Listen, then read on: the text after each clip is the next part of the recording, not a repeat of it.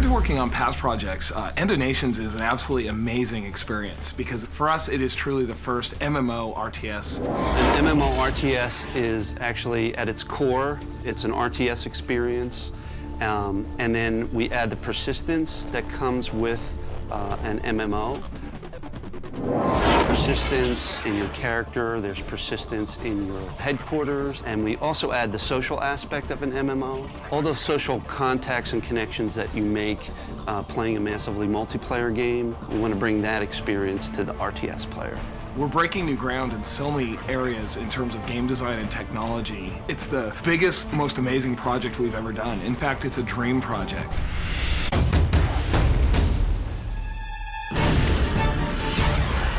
End of Nations takes place 30 to 50 years in the future. It's modern military with advanced weaponry, and it's really an extrapolation of current events. What if there was an economic collapse? What if there was a one-world government that was imposing its will upon the people and taking away individual freedoms?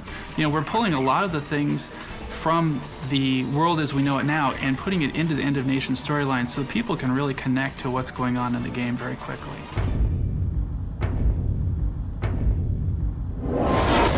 When you start out, you're going to be playing against the game world, against the greater enemy, where you'll build lots of coalitions with your friends and go up to fight the Order of Nations, the big villain of our game. There are going to be some big, badass boss units with all kinds of hard points all over them, and they're going to have turrets, and they're going to be huge, and you're going to have to make strategic decisions to take down these big units in terms of who takes out what part of the unit first. So it's not just one little unit with a health bar, and it's not just one big unit with a health bar, it's one big unit with lots of health bars. Right away! The other thing is, you get this entire living world. 24 hours a day, around the clock, the world is alive, and the world is changing, and players are shaping the game. It's no longer a chat lobby, a lobby of names and hoping that somebody will join your empty room. It's a game in which you see the world at all times, and you see where all your friends are in the world. Petroglyph has a very mature engine and tool set, and Trion provides the back-end game platform.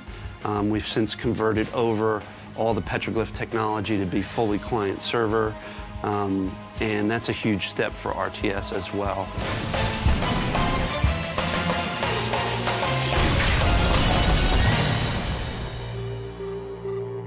The co-op experience is something that we're really excited about, and it just hasn't been done very well in the past, and certainly not in some of the older RTS titles that are out there. Personally, you know, I go into these multiplayer games, and a lot of times I just want to play solo. You can absolutely play solo, and we've designed the commander classes so that it's viable. You're not forced to group. If you just want to go and play solo, you can have fun and level up and get your sweet loot.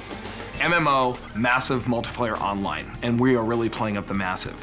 We've got bigger maps than we've ever had before, huge battlefields that multiple players can have skirmishes in all over the maps and in real-world locations. We have one map where we've had over 50 players at one time playing on this map, and that was just a fraction of the area that's available for gameplay. Because it's a live 24/7 world, and the world is always changing and players are affecting the world, we truly don't know what the end game is because the players are what are driving it.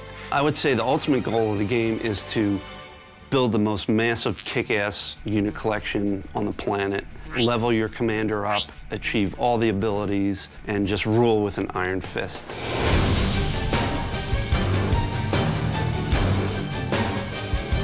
We've been doing RTS all our lives. We love RTS and we love MMO.